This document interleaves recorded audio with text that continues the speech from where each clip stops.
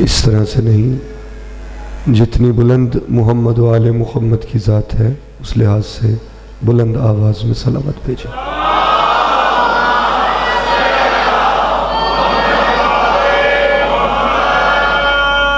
जिन जिन कुलूब में मवद्दत सैयद कायनात मुज्जन है वो बुलंद आवाज़ से सलावत भेजें।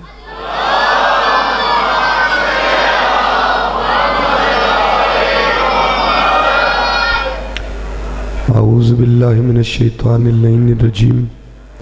बिस्मिल्लाहिर्रहमानिर्रहीम।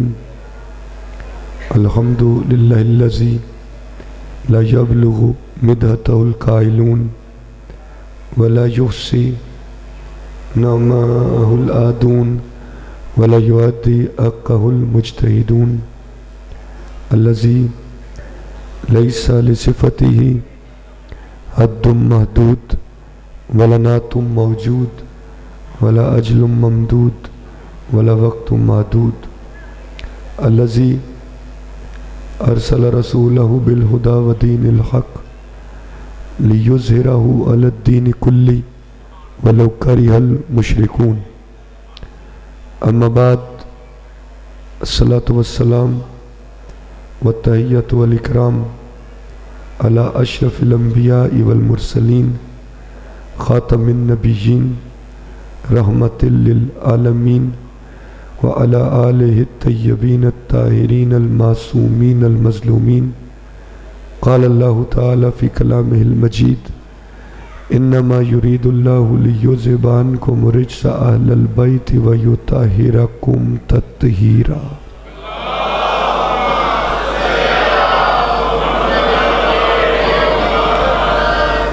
सुम्मा क़ाला बिस्मिल्लाहिर्रहमानिर्रहीम व रहमती वसिअत कुल्ल शैइन फसअक्तुबुहा लिल्लज़ीना यत्तक़ूना व यूतूना ज़काता वल्लज़ीना हुम बिआयातिना युमिनून अल्लज़ीना यत्तबिऊना रसूलन नबिय्यल उम्मियल्लज़ी यजिदूनहु मक्तूबन इंदहुम फित तौराती वल इंजील यामुरुहुम बिल मारूफी व यनहाहुम अनिल मुनकरी व युहिल्लु लहुमुत तय्यिबाती व युहर्रिमु अलैहिमुल खबाइसा व यज़उ अन्हुम इसरहुम वल अग़लाल अल्लती कानत अलैहिम फल्लज़ीना आमनु बिही व अज़्ज़रूहु व नसरूहु वत्तबउन नूरल्लज़ी उन्ज़िला माअहु उलाइका हुमुल मुफ़्लिहून। कुल या अय्युहन्नासु इन्नी रसूलुल्लाहि इलैकुम जमीअन लहू मुल्कुस समावाति वल अर्द ला इलाहा इल्ला हुवा युहयी व युमीत फ़आमिनु बिल्लाहि व रसूलिहिन नबिय्यिल उम्मिय्यल्लज़ी युमिनु बिल्लाहि व कलिमातिहि वत्तबिऊहु लअल्लकुम तहतदून। सदक़ल्लाहुल अलीयुल अज़ीम। सलावत।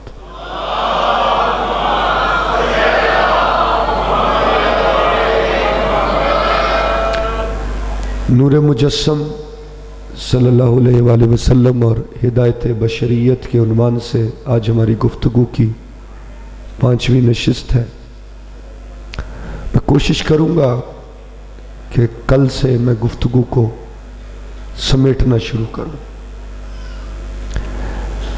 इरशाद परवरदिगार है, सरनामा में जो आयत पढ़ रहा हूँ, अल्लज़ीना यत्तबिऊन रसूलन नबिय्यल उम्मियल्लज़ी यजिदूनहु मक्तूबन, वो जो इत्तिबा करते हैं मेरे उस रसूल की जो नबी भी है उम्मी भी है।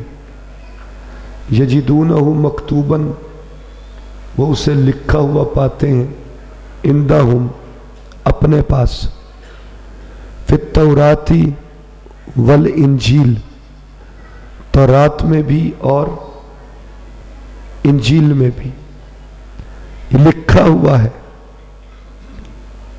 मोहम्मद अरबी रहमत कायनात रसूल मुअज़्ज़म अबिल कासिम मुहम्मद सल्लल्लाहु अलैहि वसल्लम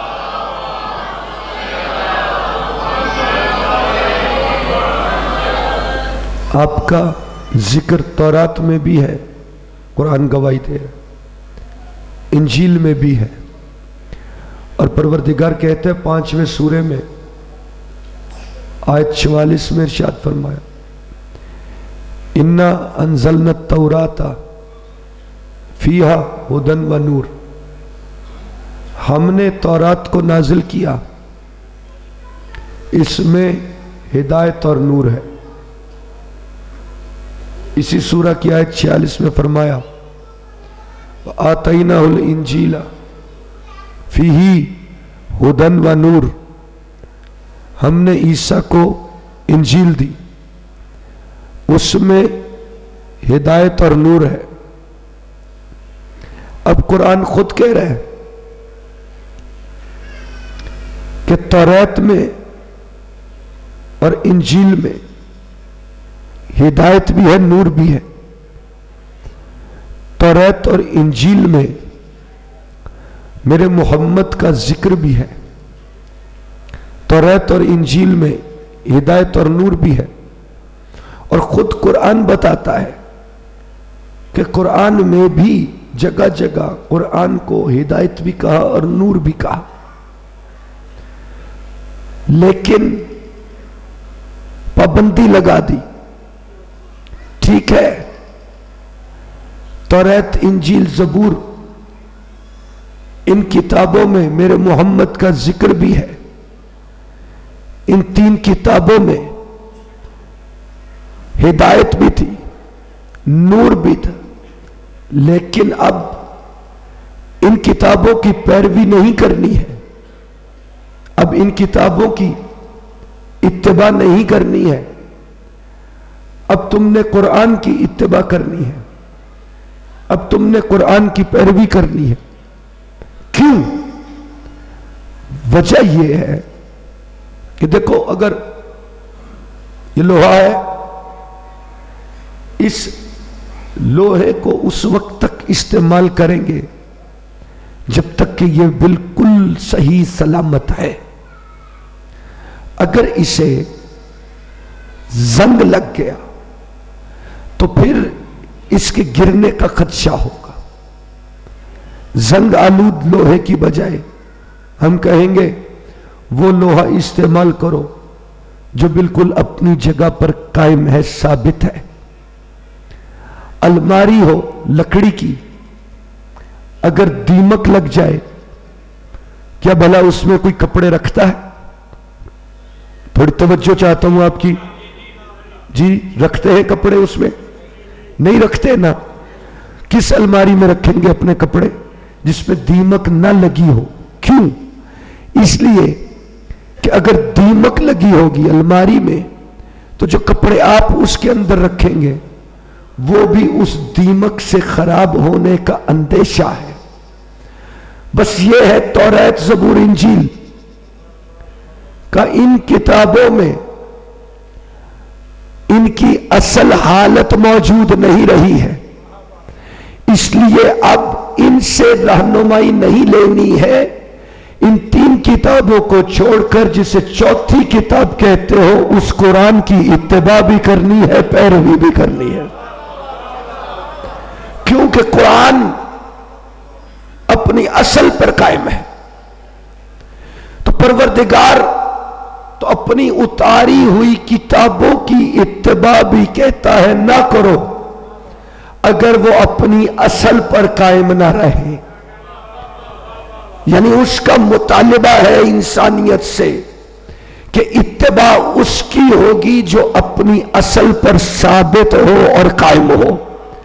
अब कायनात के नबी ने इरशाद फरमाया कि अल कुरान मा अलीय्युन व अलीय्युन मा अल कुरान, कुरान अली की मायत में है, अली कुरान की मायत में है।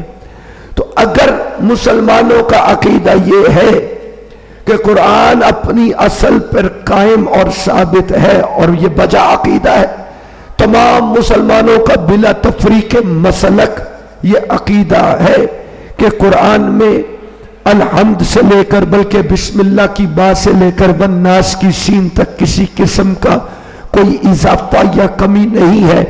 तो कुरान जब अपनी असल पर साबित और कायम है, तो फिर मानना पड़ेगा कि मायत कुरान भी अपनी असल पर साबित और कायम है। क्यों कायम और साबित है? इसलिए कायम और साबित है कि परवरदिगार ने इरशाद फरमाया, इन्ना नहनु नज़्ज़लना ज़िक्रा व इन्ना लहू लहाफ़िज़ून, बेशक हम ही ने इस जिक्र को नाजिल किया और हम ही यकीनन इसकी हिफाजत करने वाले हैं। इस आयत मजीदा में इतनी तशदीद पाई जाती है, इतनी शिद्दत है, जो अरबी ग्रामर से वाकिफ है, लुगत से वाकिफ है, जो जानते होंगे, इन्ना नहनु नज़्ज़लना ज़िक्र व इन्ना लनहनु, फिर लामे ताकीद आ रही, लहाफ़िज़ून, फिर लामे ताकीद आ रही है। यानी उर्दू में अगर इसका मानी करें तो मेज पे जोर जोर से हाथ मार के बताना पड़ेगा, ये इतनी शिद्दत है इसमें। और इरशाद क्या है? ये फसाहत और बलागत है ना कुरान की। इरशाद क्या है? ये नहीं कहा कि मैंने इस जिक्र को नाजिल किया, मैं इसकी हिफाजत कर रहा हूं, नहीं, फरमाया ये कि हमने इस जिक्र को नाजिल किया और हम इस जिक्र की हिफाजत करने वाले हैं। हमने इस जिक्र को नाजिल, आप आ गए?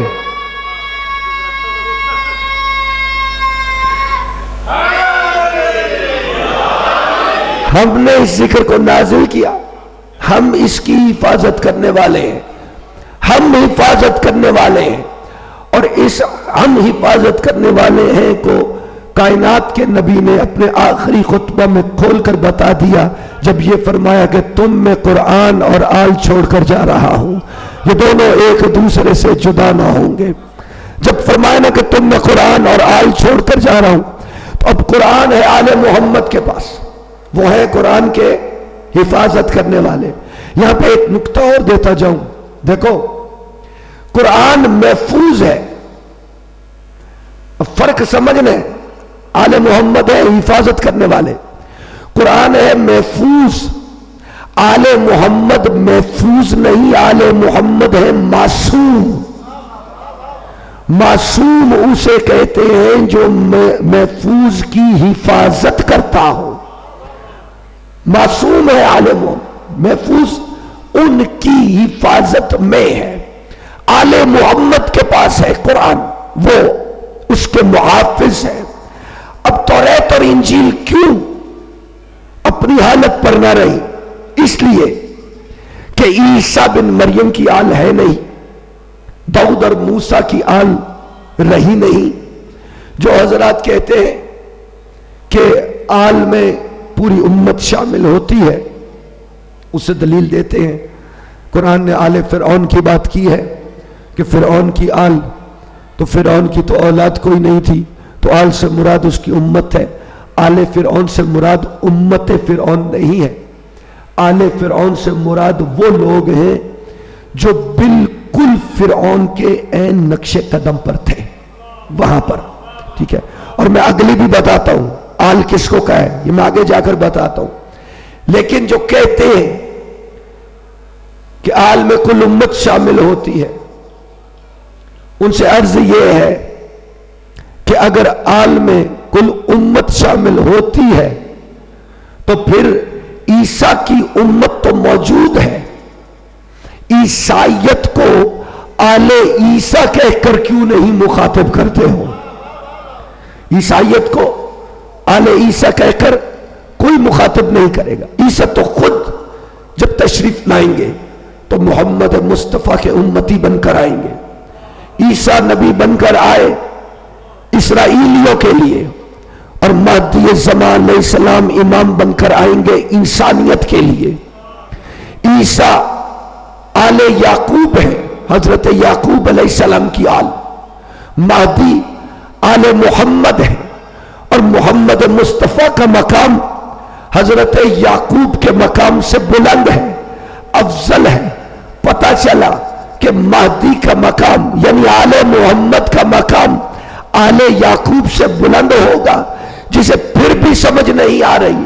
आसान करके खोल के बताता हूं, अगर तो मरियम बतूल के पास फरिश्ता रिज्क लेकर नहीं आता था बल्कि रिज्क लेने आता था। तो फिर मरियम का बेटा अफजल होगा। और अगर मरियम को रिज्क देने आता था और ज़ाहरा से रिज्क लेने आता था तो फिर मानना पड़ेगा कि फातिमा का बेटा अफजल है, मरियम का बेटा अफजल नहीं है।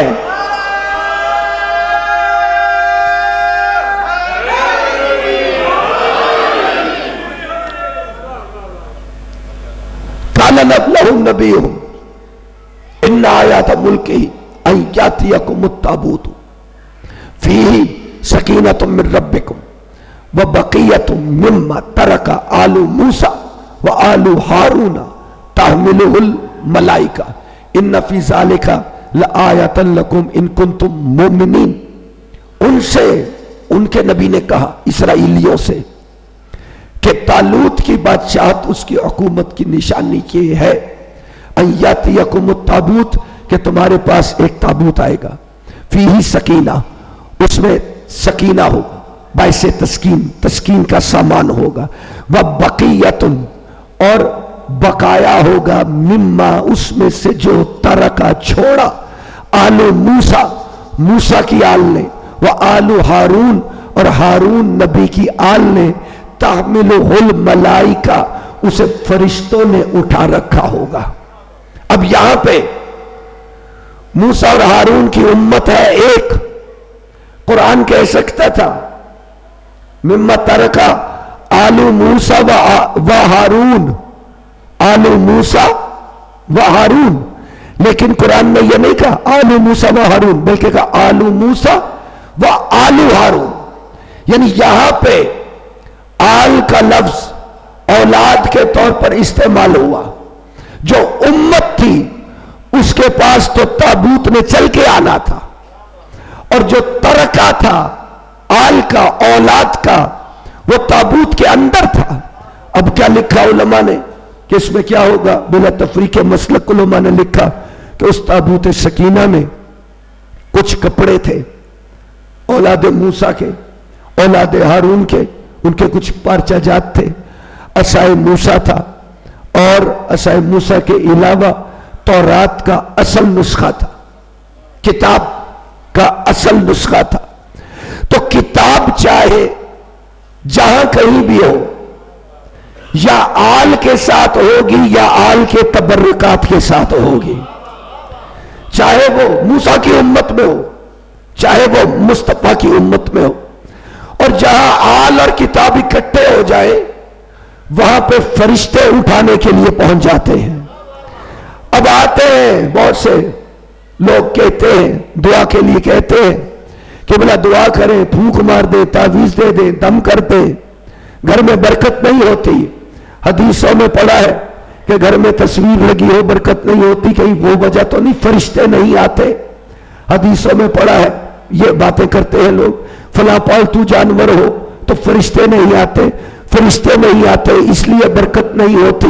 ये लोग सवाल करते हैं बरकत नहीं है घर में इसलिए फरिश्ते नहीं आते, चूंकि फरिश्ते नहीं आते इसलिए घर में बरकत नहीं है।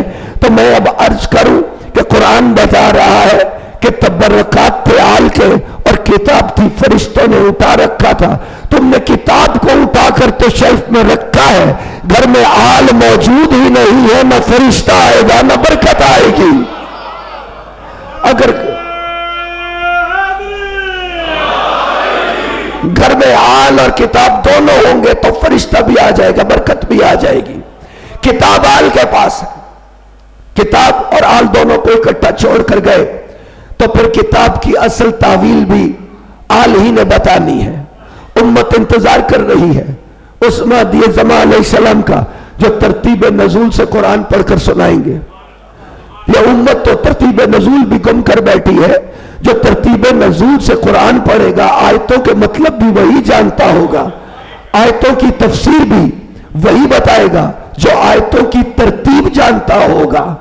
बल्कि यूं कहूं तो बेहतर होगा कि उम्मत उसे कहते हैं जो आयतों की तरतीब भी गुम कर बैठे और तफसीर भी गुम कर बैठे, और आल वो है जो आयतों की तरतीब भी जानती हो और तावील और तफसीर भी जानती हो।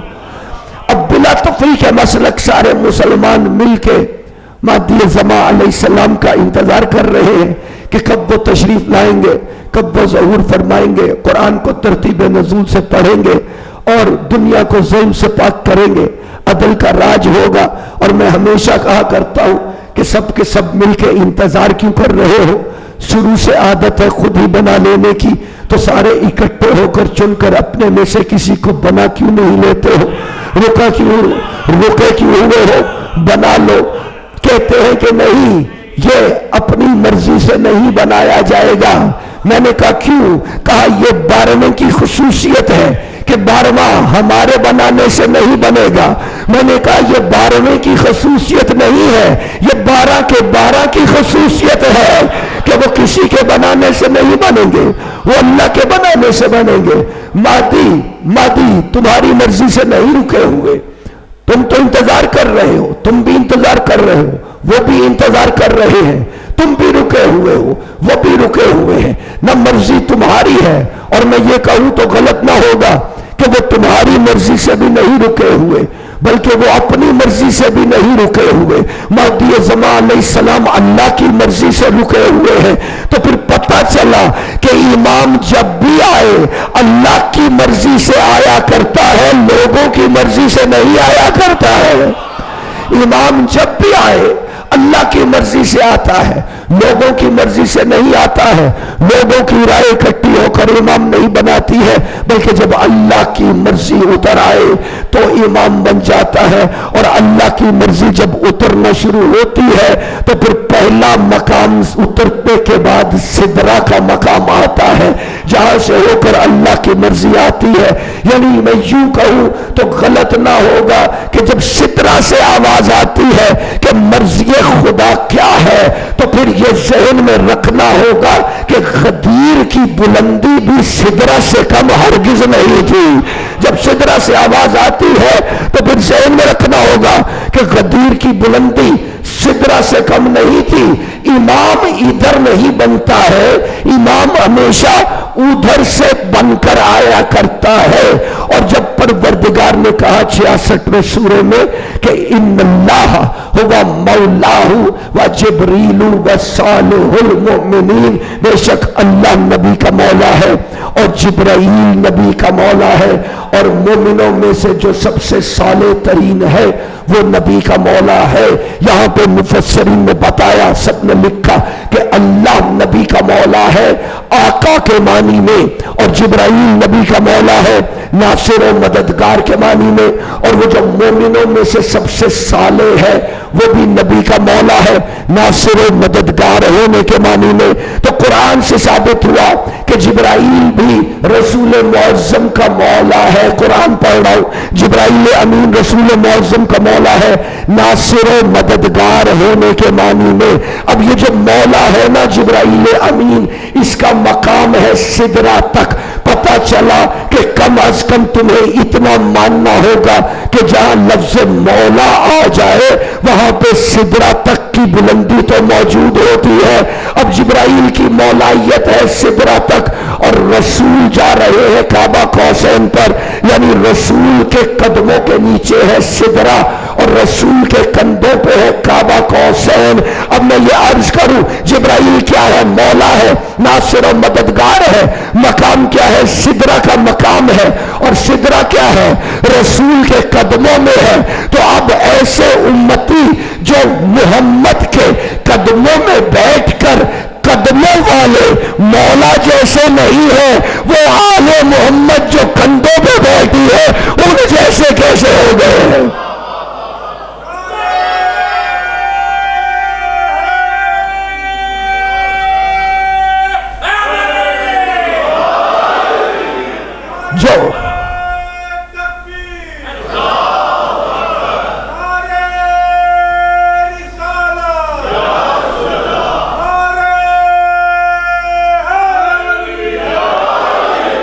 जो कदमों वाले मौला जैसे नहीं है, वो कंधों वाले मौला जैसे कहां से होंगे?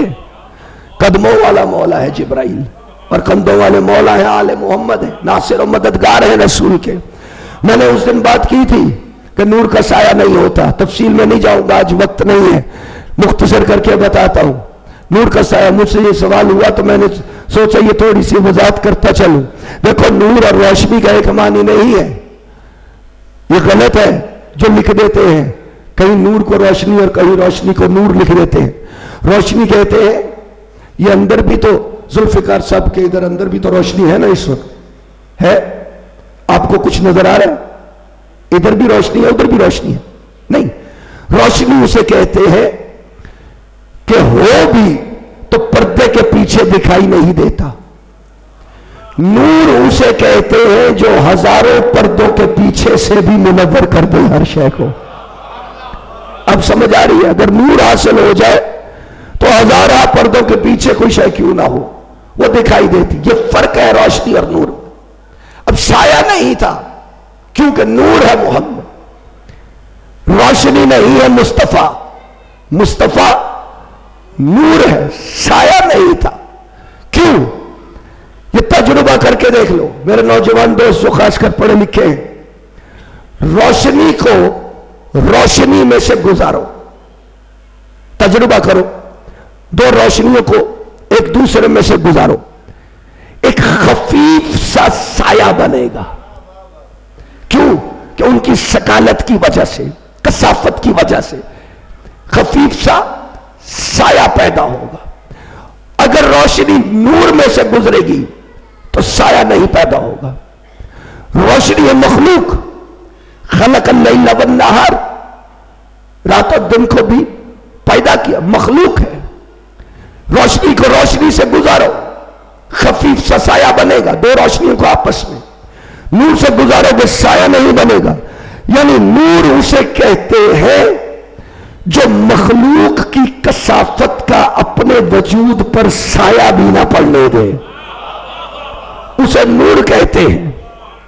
नूर है जो रोशनी का, उसकी कसाफत का साया भी नहीं पड़ने दे रहा। अब मैं थोड़ा सा और बात को खोल देता हूं। हिदायत को नूर कहा है कुरान में, रोशनी के लिए जिया का लफ्ज आया है कुरान मजीद, और रोशनी मखलूक है। नूर को कुरान में कहीं भी मखलूक नहीं कहा। जाल किया, अरसाल किया, अंसाल किया, भेजा, बनाया, खल्क नहीं किया। हिदायत को नूर का, ना हिदायत को पैदा किया ना नूर को खल्क किया, रोशनी को खल्क किया।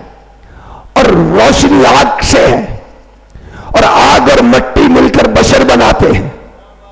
आग और मट्टी यानी रोशनी और मट्टी मिले तो बशर बनता है, और हिदायत और नूर मिले तो हादी बन जाता है। अब रोशनी रोशनी में से गुजरे तो साया बनता है, अगर नूर में से गुजरे तो साया नहीं बनेगा। दो मर्तबा सूरज पलटा है तारीख में, पहली मर्तबा खंदक में, दूसरी मर्तबा नैनवा में। अगर रोशनी ने रोशनी को पलटाया होता तो फिर कायनात में साया बनता। चूंकि कायनात में साया नहीं बना, इसलिए मानना पड़ेगा कि मुस्तफा भी नूर है और मुर्तजा भी नूर है। ये दोनों के दोनों नूर है, साया नहीं। रोशनी और नूर को समझो। तौरात है, इंजील है, कुरान है, का छोड़ दो उन्हें। उनका अदब, उनका एहतराम तुम पे वाजिब है, करो। उन किताबों का अदब एहतराम वाजिब है, करो। लेकिन जब इत्तिबा की बात आएगी तो तौरात इंजील की नहीं करोगे, इत्तिबा कुरान की करोगे। और मैं तो इत्तेहाद का कायल हूं, मैं तो मोहब्बतों का कायल हूं। मैं हमेशा वो पैगाम देने की कोशिश करता हूं जो मुश्तरक हो। मैं झगड़े का कायल ही नहीं हूं किसी भी जगह पे, किसी सूरत में भी। मैंने कल भी बताया था, परसों भी, कि खलीफा उसे कहते हैं जो किसी के पीछे चलता है, इमाम उसे कहते हैं जो दूसरों को पीछे चलाता है। तो मैं यहां पे ये भी कहना चाहूंगा कि खलीफा उसे कहते हैं कि जो किसी के पीछे चलता है, उसे नहीं कहते कि जो पीछे से ही चला जाता है। और इमाम उसे कहते हैं, इमाम उसे कहते हैं जो दूसरों को पीछे चलाता है। उसे नहीं कहते जो खुद छुप जाता है, औरत को आगे कर देता है। उसे नहीं कहते किसी खातून को आगे कर दे, खुद छुप जाए। इमाम छुपता नहीं है, इमाम वाज़े होकर सामने आता है। मत झगड़ा किया करो, ये खिलाफत हो इमामत पे, ये झगड़े की बातें है ही नहीं। बार बार समझाया करता हूं, बार बार समझाया करता हूं, ये झगड़े की बातें नहीं है मेरे भाई। नबूवत है क्या? नबूवत इल्म नबूवत है ना। अगर कोई ये कहता है, मैं अब ये समझाने लगा हूं, अगर ये कोई कहता है कि नबूवत दुनियादारी है, हुकूमत है, तो गलत कहता है। इमाम ये अबुल अंबिया इब्राहिम, कोई हुकूमत नहीं थी उनके पास, वो इमामुन नास भी है, अबुल अंबिया भी है। कितने अंबिया है, 1 लाख से ज्यादा। न दुनिया थी उनके पास, ना हुकूमत थी उनके पास। नबूवत दुनियादारी नहीं है, नबूवत हुकूमत तख्ते हुकूमत नहीं है, नबूवत है इल्म नबूवत। और कंजुल उम्माल की हदीस सुना रहा हूं। पैगंबर मौज़म ने फरमाया, अहले सुन्नत की मुस्नद किताब है हदीस की, फरमाया अली तो मेरा भाई और वारिस है। पूछा या रसूलल्लाह भाई तो हूं, वारिस किस चीज में हूं? फरमाया इल्म नबूवत में।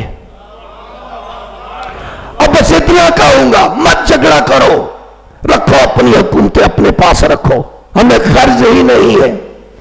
इल्म नबूवत का वारिस अली है। तो पता चला कि इल्म नबूवत अली के मुहिब्बों के पास है, किसी और के पास नहीं है। और जिसके पास, जिन घरों में नबी का इल्म होगा, उन्हीं घरों में नबी का अलम भी लहरा रहा होगा। जहां नबी का इल्म होगा,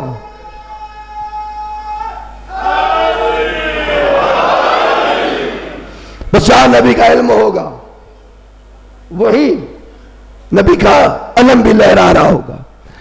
अगर बारिश से रसूल को पहचान लेते तो फिर करबला पेश ही ना आता, फिर करबला पेश ही ना आता। इल्म नबूवत की वरासत क्या है?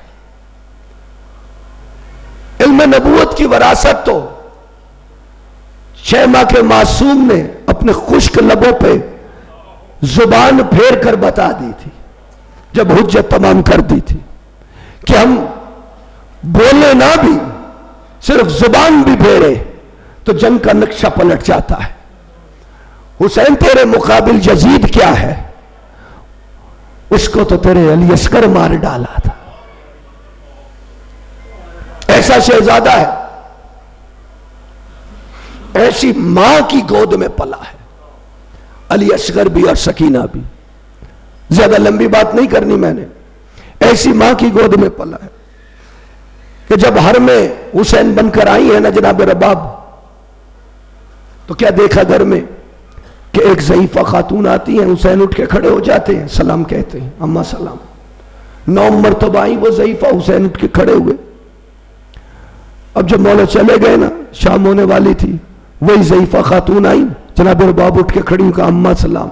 कहा बीबी मुझे अम्मा तो ना कहो, मैं तो इस घर की नौकरानी हूं, कनीज हूं। कहा मैंने देखा मौला आपको खड़े होकर अदब से सलाम करते हैं। कहा ये करीमों की करीमी है, ये उनका इखलाक है कि मुझ जैसी कनीज को, मेरा तो नाम, मैं तो फिजा हूं। अब जब गुफ्तगू हुई है, थोड़ा सा खुले हैं आपस में, तो जनाब रबाब ने कहा कि अम्मा फिजा ये तो बताएं, मैं सुबह से आई हूं, शाम हो गई है, क्या मौला की बहनें हैं वो मुझे मिलने नहीं आई हैं? ये सवाल करना था कि जनाब फिजा ने झट से कहा कि बीबी तू इस घर में नई नई आई है, तुझे पता नहीं ज़हरा की बेटियां बड़ी पर्दादार हैं, रात होगी तो घर से बाहर निकलेंगी। बस ये है वो असगर की मां, पहले दिन सुना था कि ज़हरा की बेटियां बड़ी पर्दादार हैं, इसलिए जिस वक्त शाम के बाजार में पत्थरों की बारिश शुरू हुई है ना, तो यूं रस्सियों से बंधे हाथों के साथ उस नेज़े के पास गई जिसपे हुसैन का सर अक़दस था। आवाज दे के कहा मौला तू मोजिज़ नुमा है, अब भी मौला ये मेरे हाथों की रस्सियां तो खोल दे। हाथों की रस्सियां खुली है। सैयद सज्जाद कहते हैं मेरी मां रबाब दौड़ के उस मकाम पे आई है जहां मेरी पुप्पी ज़ैनब व कुलसूम थी, उन दोनों के आगे खड़े होकर अपने हाथों को फैला के कहती है, लोगों पत्थर मुझ रबाब को मारो, ये ज़हरा की बेटियां हैं। ऐसी मां है रबाब।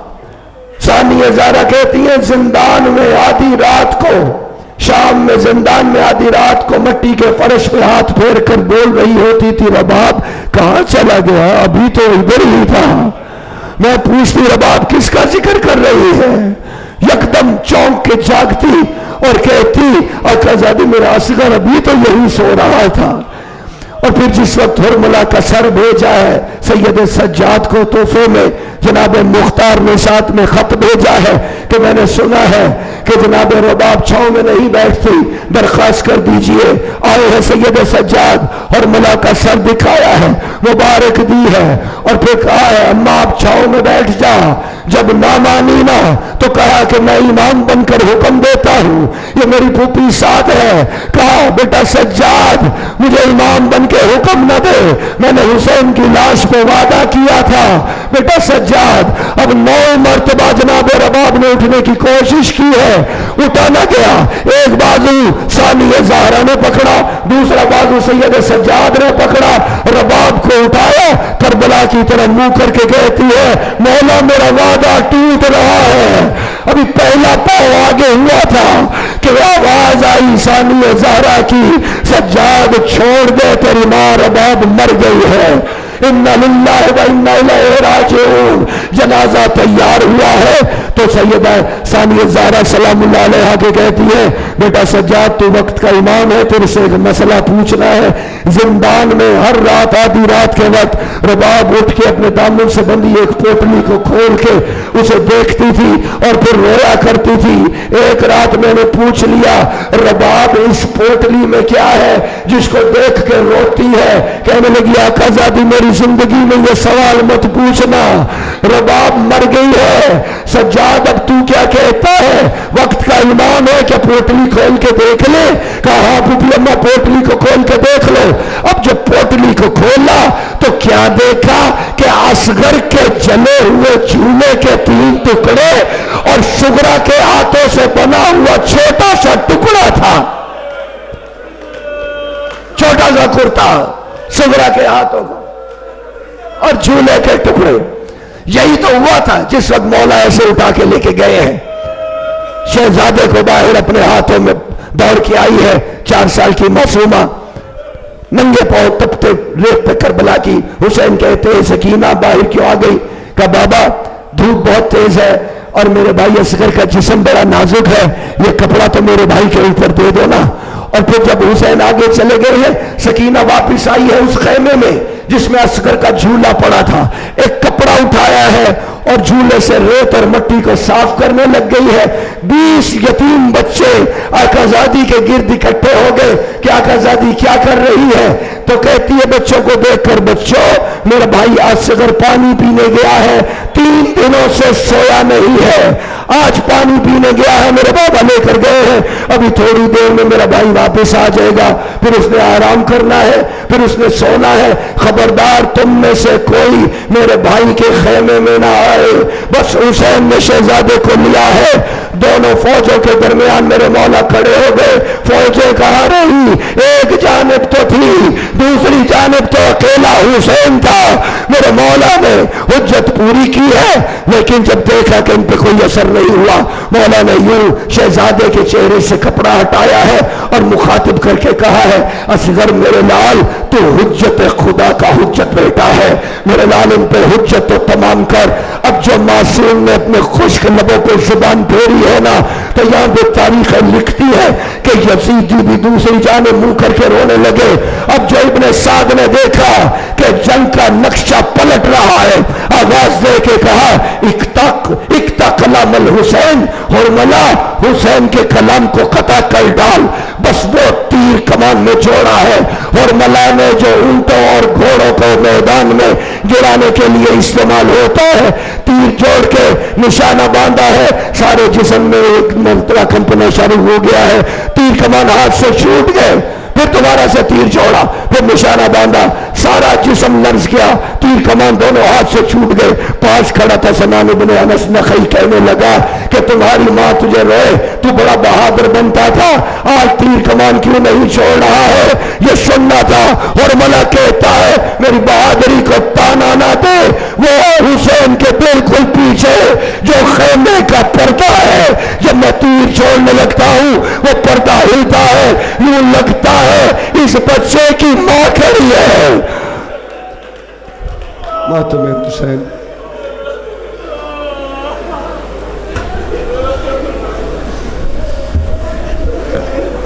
कब्रे असगर पे कहती थी मादर, घर चलो शाम होती है असगर,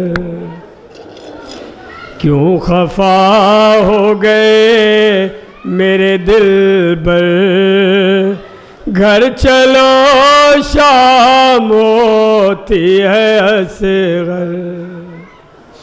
कब्र असगर पे कहती थी मादर, घर चलो शाम होती है असगर,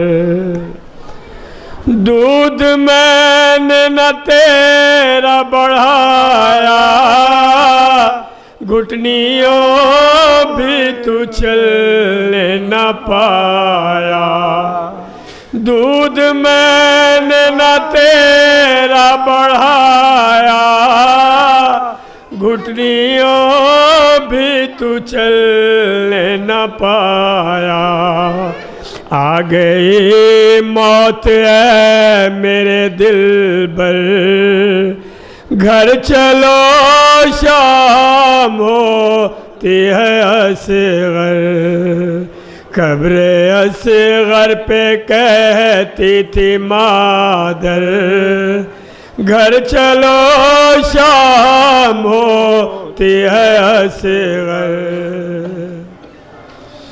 रो रो कहती थी बाली सकीना, भैया पानी अकेले न पीना, रो रो कहती थी बाली सकीना, भैया पानी अकेले न पीना, हम भी प्यासे बहुत हैं बिरादर, घर चलो शाम होती है असगर।